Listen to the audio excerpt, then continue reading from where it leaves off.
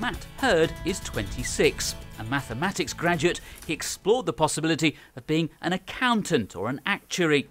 But neither of those professions captured his imagination. What Matt really wanted, he decided, was to become a priest, and he hasn't looked back. I don't regret for a second making the choices that I've made. I get to spend time with so many different kinds of people at all sorts of different stages of life. I think one of the things that I'm most keen to see change in the church is to see more people my age belonging to local churches. And I think one of the key ways that can begin to change is by having more younger leaders. Thank you for trusting yourselves to us, to your local church and to us as a diocese. We've been praying that God will call out new people in leadership and ministry. So you're really God's answer to our prayers. In his 2008 Epiphany message, the Bishop of Lichfield stressed the need for more young people to come forward for ordination. Judging by the age profile of the latest crop of ordinands, young people are responding. But the diocese has a long way to go to achieve the Archbishop of Canterbury's stated aspiration that at least half of all ordinands should be under the age of 35. I'm encouraging young people to ask themselves, what might God want me to achieve with my life? And the moment you start a conversation with God, anything can happen. And it's my experience that sometimes people are called to the opposite side of the world, or a new career, or something new in a voluntary kind of way, and even for ordination.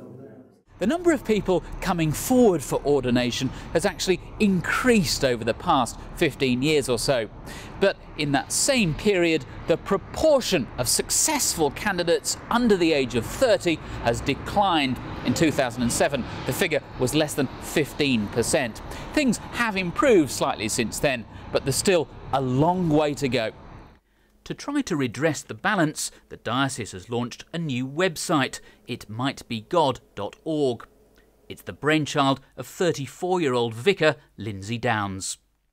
I'm really pleased. There was a time at which it didn't look like it was going to happen, and now it's suddenly in the last few months come together, and I'm excited that as we're adding the Twitter feeds and getting more people involved, it's suddenly becoming up to date and we're able to convey something of the variety of ministry that people get involved in. One person benefiting from the new website is Shelley Billington. The 27-year-old youth worker is herself considering a calling to the priesthood. I remember taking them to Soul Survivor last year, and my younger brother was there, who'd recently become a Christian. And actually it was almost like the penny dropped for him. He thought it was a really good idea. He thought it would be really good if I was a vicar, because I would make things for them to do to include them as part of the church community.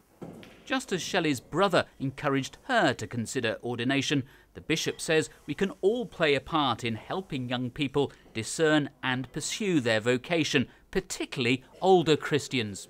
And if a congregation shows that it really values the presence of young people and prays for them and helps look after them, that's the very greatest incentive for people then to offer themselves for ministry and leadership, including ordination. It was the bishop's message 2 years ago that made John Grice consider his future. He's now training for the ministry. So what advice would he give to young people in the same situation today? Do not be scared, put off by your age.